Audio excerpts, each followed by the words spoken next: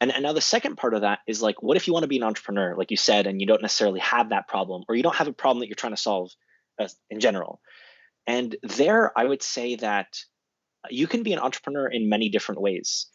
In my mind, I believe that being an entrepreneur just means taking on more of the responsibility, and in exchange for potentially being rewarded more for the extra responsibility that you're taking.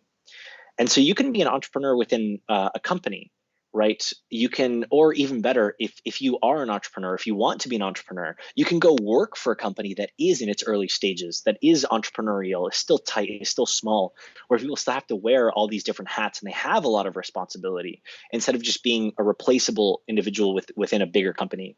So you don't necessarily need to have either a problem that you want to solve, or like some great vision of a company that you're trying to build. But if you want to taste what entrepreneurship is like, working for a startup is a great way to do Yep. that. And I think Y Combinator has like a work for a startup.com or a resource like that that'll help you find other companies that you could work for to get a flavor for what that's like. Right. And frankly, if you don't like it, that's a great way to know, because you haven't put in all this emotional energy of having your own baby that you then have to abandon. It's, you worked for someone else, you felt out what it was like, and then you can move on without as many repercussions to having started your own company. Yeah, I think it's interesting. I think an important question to ask could be, are you doing it because of your ego? Because you want to show to your friends, look, I have a startup, Mm, right? Or I want to, or once I exit the startup, I will have like a freaking $1 billion or whatever. Or are you doing it yeah, because you're genuinely fucking passionate about it, excited about it, right? What would you say? Yeah, would you yeah, agree with that? totally.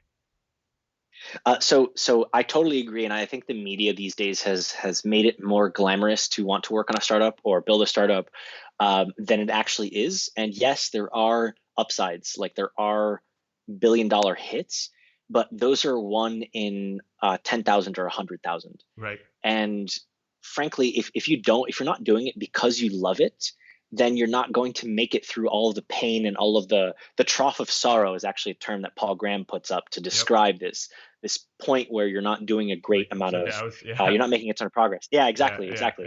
Yeah. You're not going to make it through those trenches and actually see it through the success unless you have a really, really deep passion for the thing that you're building.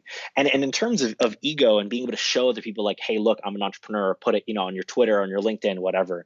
Yep. Um, for one thing, that's definitely overrated.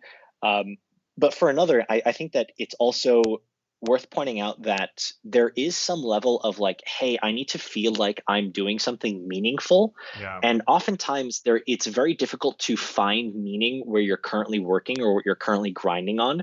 And so being an entrepreneur allows you to be more flexible and necessarily pursue something that is more meaningful.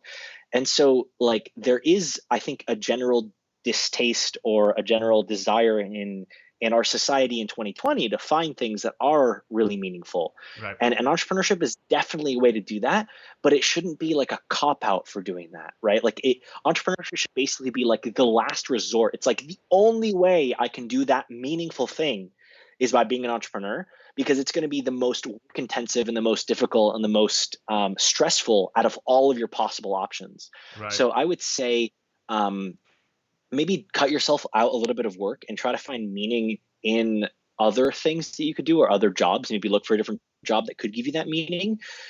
Because all in all, you save yourself a lot of time and a lot of energy and a lot of grief if Yep. you do that, as opposed to just starting your own company because you're like, oh, I want to feel a little bit more meaning. Because it's valid. That desire is valid. But don't go down this path thinking, oh, it's going to be easy. Oh, it's going to be glamorous. Oh, people are going to want to talk to me. It's rough. It's tough, It is and it weeds very you out. rough. Yeah. I would also say it'd be kind of cool to like break it down, right? Like one, like, are you like, is it a, like, if you want to be an entrepreneur, is it like a Yeah. startup founder kind, like, like, or is it like a, like just like a, like, having your own business and like, managing clients for like whatever reason, like a couple of clients, right? Or Oh yeah. small, or you can just kind of go Yeah. into any direction, but just think about the consequences.